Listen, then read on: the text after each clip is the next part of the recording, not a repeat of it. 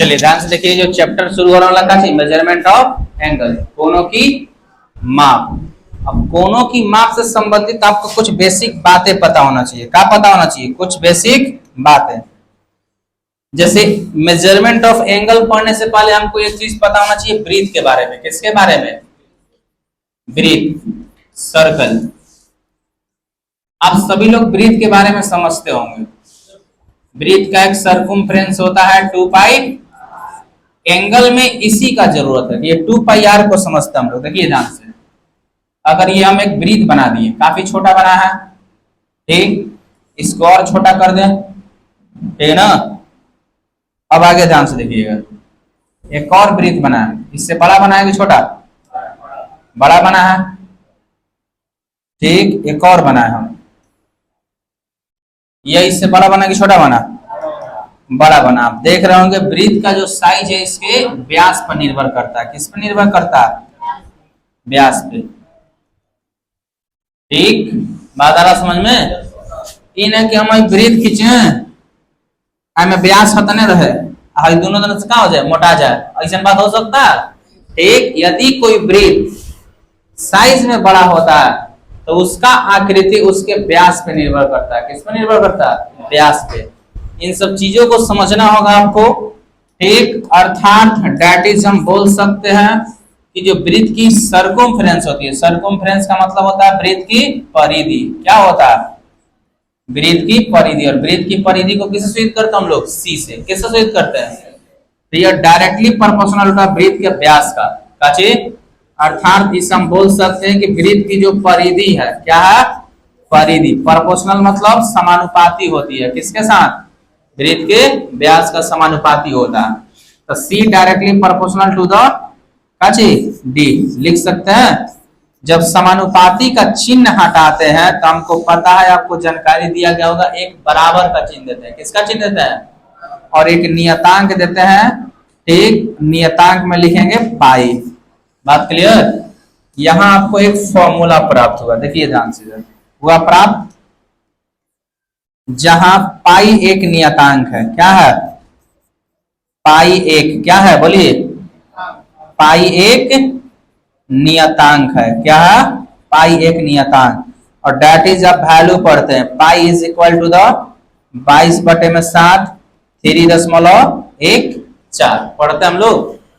लेकिन यहां पर ये वैल्यू मान्य नहीं दिया जाएगा, ध्यान रखिएगा, क्योंकि हम लोग क्या पढ़ रहे हैं? Measurement of angle. तो अभी समझिए, अभी ये नहीं देखना, अभी समझिए कि पाई का मान कितना होता है? 22/7 या 3.14। लेकिन आगे जाके पाई का वैल्यू बदल जाएगा, इस मान को समझेंगे हम लोग। अभी हम सरकमफ्रेंस को समझ रहे हैं, तो C is equal to the, या आप बोल सकते हैं जो हमको मिला C बराबर पाई इंटू डी मिला यहाँ पे, ठीक। अब लेकिन ब्रीथ की परिधि का 2 पाई आर होता है, हमारे पास क्या आ गया? Pi into D. तो आप जानते होंगे, ठीक, ब्रीथ का व्यास उसकी त्रिज्या का क्या होता है? दुगना होता है। तो C is equal to the आपको फॉर्मूला प्राप्त होता है काची 2 पाई आर। हुआ आज तक रटले बड़ा कि ब्रीथ की परिधि होती है काची 2 पाई आर। दम भैया की एकदम बात समझ में आ रहा है? इन सब चीजों को थोड़ा जानना हमको मेजरमेंट ऑफ एंगल से पहले। बातें समझ में आ रही है? ठीक। ब्रीथ की आकृति उसके व्यास पर निर्भर करती है ना? समझ में आपको? ठीक। आगे इन सब बातों को ध्यान से देखेंगे जब हम लोग, ठीक। इसमें कोई दिक्कत? ठीक। अब हम लोग समझते हैं, जब हम लोग ब्रीथ की परिधि प्राप्त होता है, क्या प्राप्त होता है? ब्रीथ की परिधि कितनी प्राप्त होती है? 2 पाई आर। क्या प्राप्त होती है? तो इसको मेजरमेंट ऑफ एंगल के हिसाब से कैसे देखेंगे हम लोग? ठीक। किसके हिसाब से? Measurement of angle. आइए अब एक और चित्र बनाते हैं हम। यह लिया गया एक ब्रीथ। क्या लिया गया? एक ब्रीथ। देख रहे हैं? यह क्या लिया गया? एक ब्रीथ। अब इस ब्रीथ को हम घुमाते हैं। क्या करते हैं? घुमाते हैं। इतना घुमाए, देख रहे हैं आप? यह इसका सेंटर है, केंद्र। पॉइंट ए से इसको घुमा के लगे कहां पे? पॉइंट बी पे। इन सब चीजों को समझिएगा। तो ये थोड़ी सी डिस्टेंस तय किया हुआ है, यहां से यहां तक गया, कुछ तो लंबाई रहा होगा। हम मान लेते हैं काची एल। क्या मान लेते हैं? तो इस बीच में यह एरिया कवर किया, आप देख सकते हैं, ठीक। यह क्या कवर किया? एरिया। कितना? ये वाला। बात आ रहा समझ में? तो यह वृत्त क्या बनाया है यहाँ पे, तो इसी को हम लोग बोल सकते हैं ये कोण बनाया है। क्या बनाया है? कोण, एंगल। कोण किसके अकॉर्डिंग बन रहा है, बात को समझिएगा। कोण किसके अकॉर्डिंग बना, किसके अनुसार? तो हम देखेंगे कि वृत्त की त्रिज्या को यहां से लेकर यहां तक तो क्या निर्मित हुआ, एक कोण। तो ए से बी तक का जो डिस्टेंस है इसे आर्क ऑफ ए बी कहते हैं। काची पढ़ते हैं आर्क, काची arc of A B. Hindi में बोलते हैं ए बी चाप पढ़ेंगे। क्या पढ़ेंगे? चाप। चाप का मतलब एक मतलब ये कोनो दगा चाप दो, ठीक है ना? ये आलू चाप, गोभी चाप, टमाटर चाप, वो सब चाप का बात हो रहा है यहाँ पे। ठीक, ये वृत्त पर कोण जिसके वजह से बनता है वह क्या कहलाता है? चाप कहलाता है। क्या कहलाता है? चाप। किसी भी वृत्त में चाप दो प्रकार के होंगे, ठीक, एक माइनर सेगमेंट के फॉर्म में होगा और एक मेजर सेगमेंट के फॉर्म में होगा। ठीक, अर्थात हम कह सकते हैं दीर्घ चाप होगा और एक लघु चाप होगा। लघु चाप की वजह से बना कोण, और एक कोण इधर फॉर्मेट हो गया, ठीक, और यह जो कोण रहा होगा 360 माइनस का रहा होगा थीटा, तो यह दीर्घ चाप की वजह से बना। बात क्लियर? तो आपको यहीं पे याद करना है, ध्यान से देखिएगा, ठीक, कि वृत्त पर जो कोण बनता है, कोण का फॉर्मूला कितना होता है? किसका फॉर्मूला? कोण का फॉर्मूला। अब आइए हम लोग पढ़ेंगे कोण बराबर सूत्र। काची बराबर सूत्र? कोण बराबर सूत्र होता है चाप की लंबाई। किसकी लंबाई? चाप की लंबाई बटे में वृत्त की त्रिज्या। किसकी त्रिज्या? वृत्त की त्रिज्या।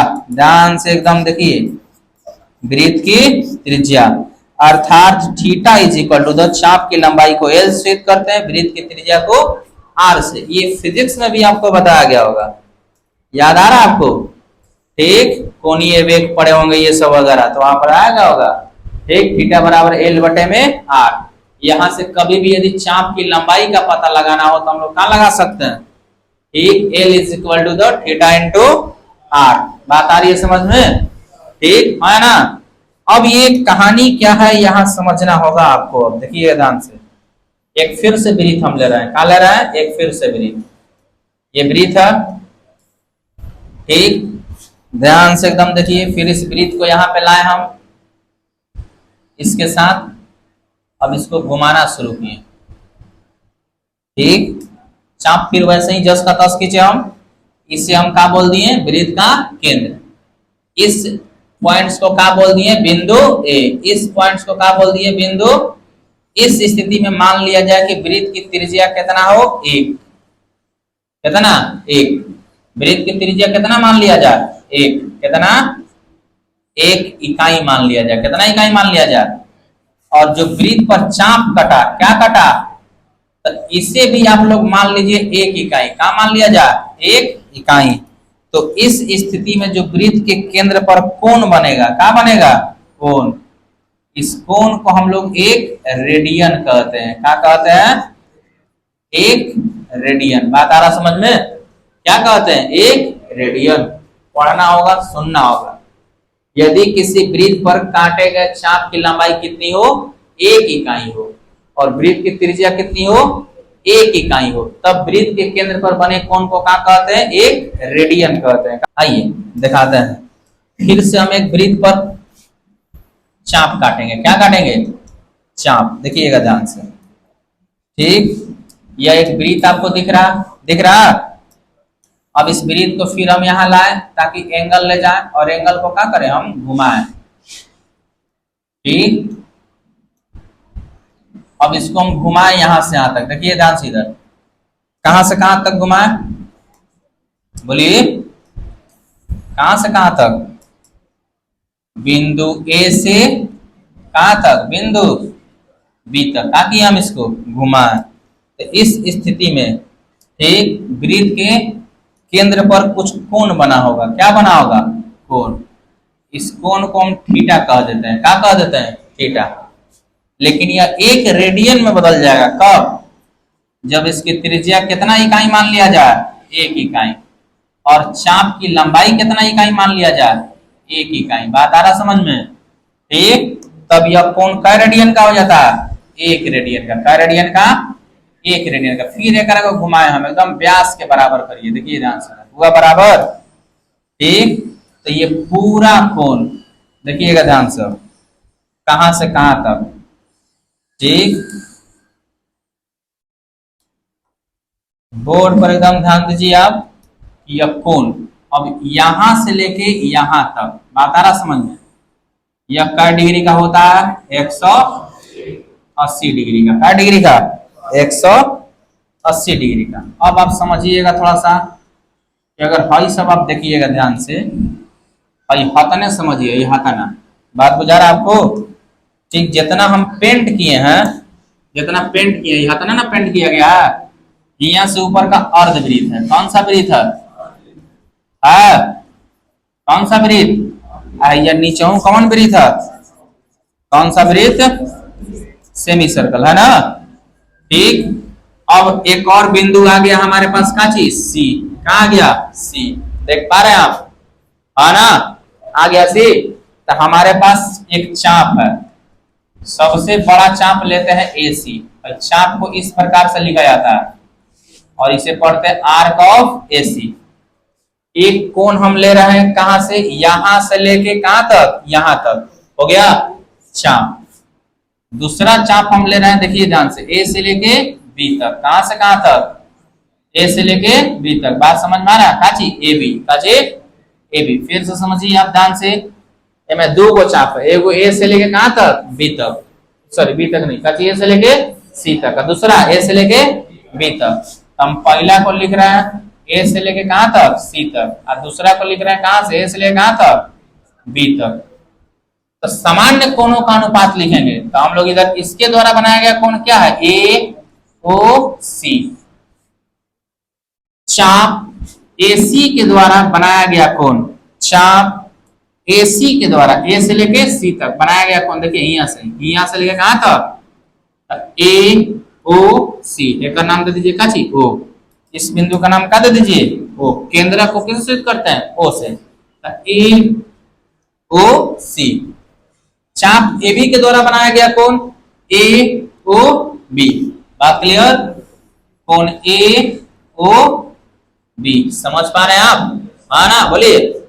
अब आइए AC चाप जो है A से लेके C तक, ठीक, देखिए ध्यान से, इधर हेजा से लेके हेजा तक लंबाई कितना होगा बता सकते हैं आप लोग?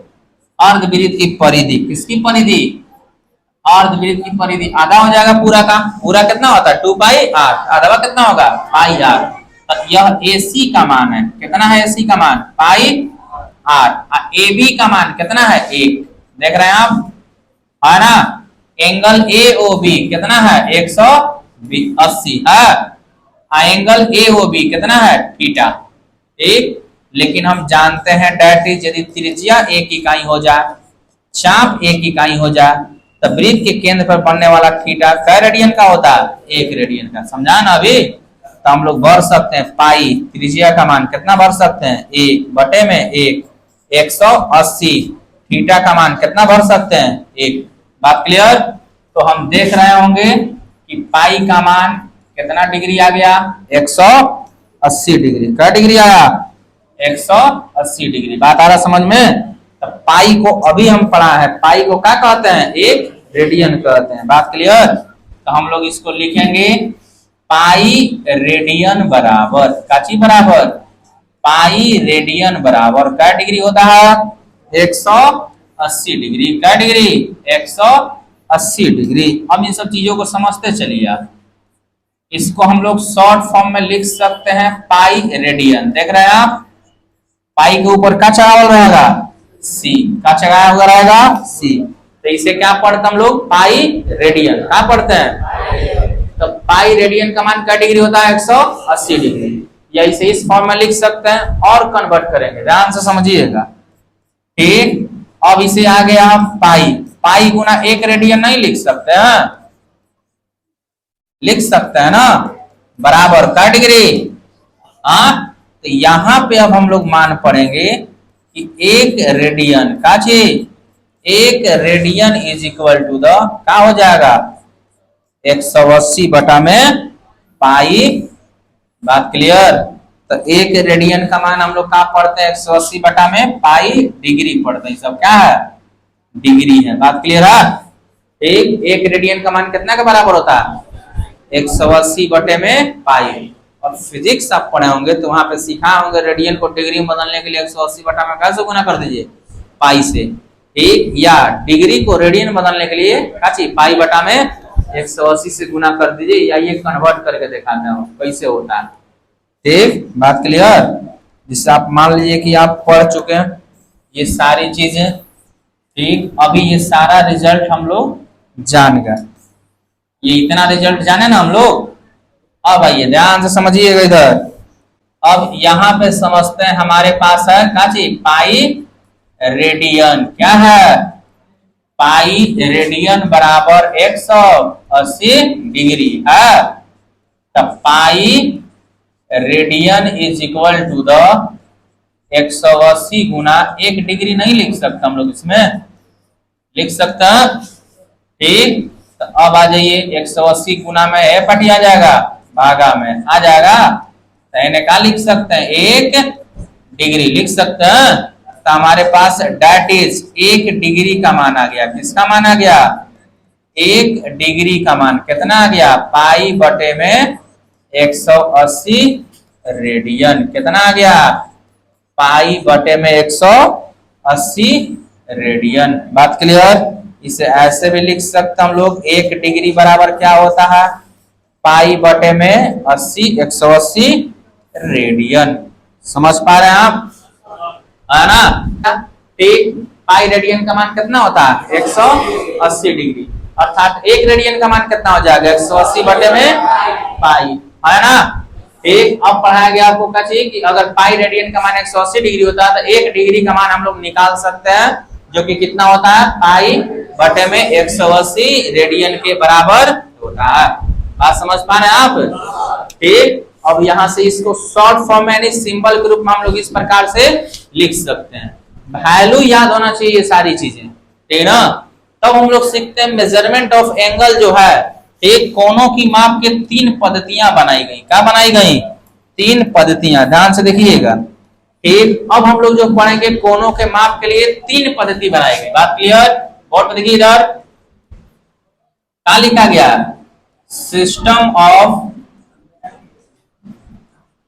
मेजरमेंट ऑफ एंगल, क्या लिखा गया है system of measurement of angle.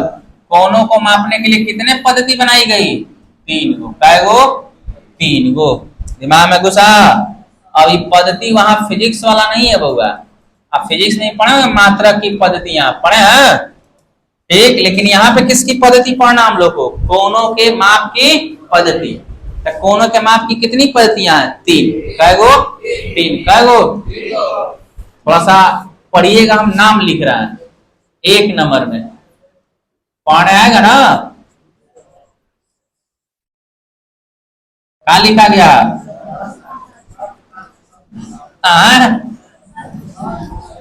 Love हुआ, बताओ हिंदी नहीं के पढ़े आवत, ठीक, क्या लिखा गया बताइए, क्या लिखा गया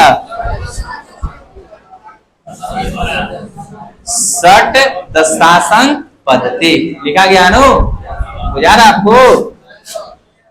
अब पढ़ने नहीं आ रहा, पढ़िए शतांक पद्धति, क्या लिखा गया है बुझा रहा? तीसरा लिखा गया है वृत्तीय, काचे वृत्तीय पद्धति। एनसीईआरटी बुक्स में केवल सर्कुलर सिस्टम ही पढ़ने के लिए दिया है, लेकिन जो आपको त्रिकोणमिति पढ़ाया जाएगा कि समझिए कुछ सोच समझ के पढ़ाया जा रहा है, आगे बहुत काम आएगा ये। ठीक, कोनों के माप की कितनी पद्धतियां होती हैं कै गो? पहला षट दशांक पद्धति, दूसरा शतांक पद्धति, तीसरा वृत्तीय पद्धति। बात क्लियर? एक को इंग्लिश में हम लोग बोलते हैं ब्रिटिश, काचे ब्रिटिश सिस्टम, क्या बोलते हैं इसको हम लोग, बोलिए क्या बोलते हैं ब्रिटिश। ब्रिटिश का नाम सुने लोग कभी आप? ठीक, इस अंग्रेज वगैरह।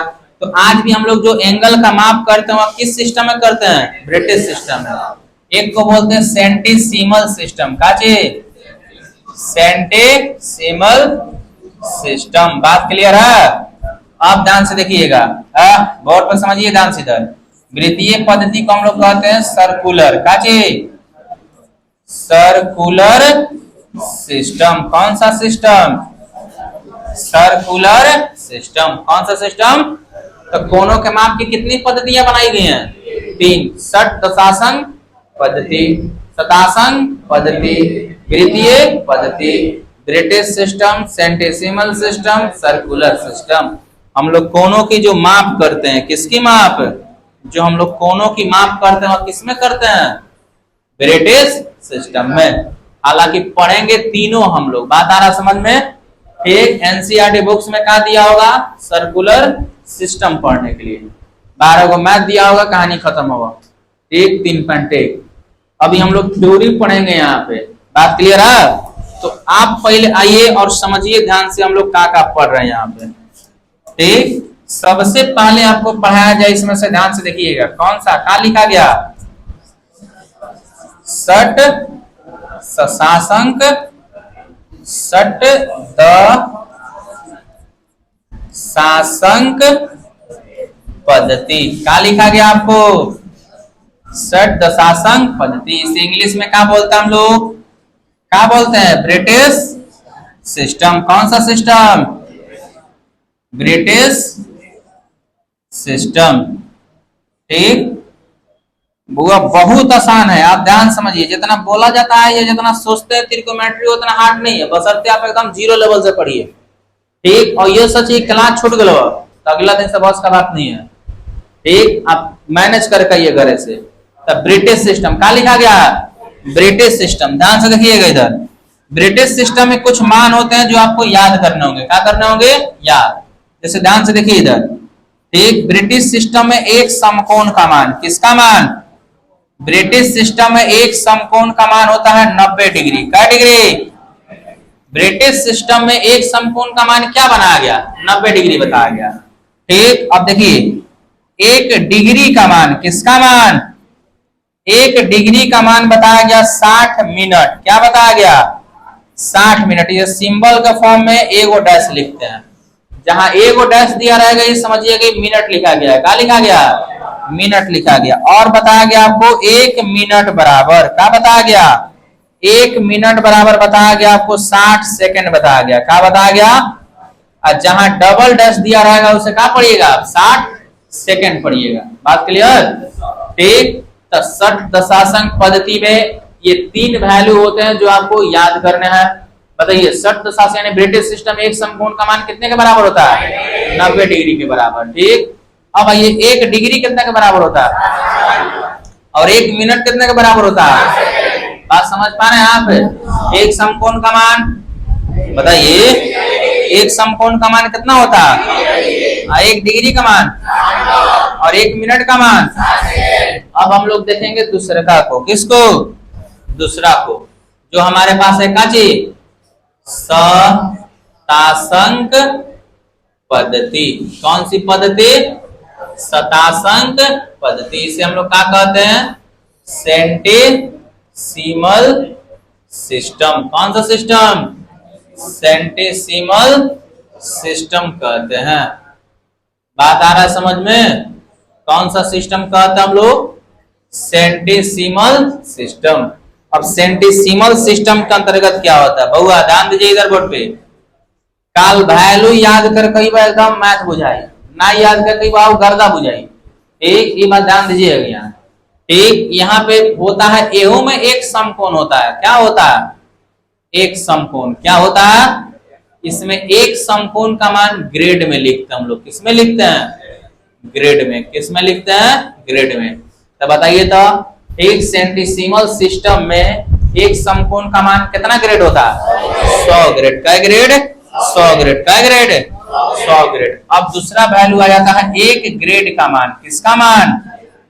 1 के ऊपर जी लिखा रहेगा तो क्या पढ़िएगा? 1 ग्राम। 1 ग्रेड। तो 1 ग्रेड का मतलब होता है 100 मिनट। सोच के देखिए आप, क्या मिनट? और इससे हम लोग 100 के ऊपर क्या लिखेंगे? 1 डैश। 1 डैश का मतलब क्या है? मिनट। डबल डैश का मतलब क्या है? सेकंड। अब इसके बाद आता है क्या चीज? 1 मिनट का मान कितना होता है? किसका मान? 1 मिनट का मान। तो 1 मिनट का मान होता है 100 सेकंड के बराबर। किसके बराबर? 100 सेकंड के बराबर। बात आई समझ में? है ना? ठीक, तो हमारे पास जो वैल्यू है, ठीक, जो पढ़ना हम लोग को वैल्यू, ध्यान से देखिए, ठीक, तो अभी दो गो सीखना हम लोग का चीज, षट दशांश पद्धति, शतांश पद्धति, वृत्तीय पद्धति। बात क्लियर है ना? अब इतना क्या करिए, घर पे आप नोट करके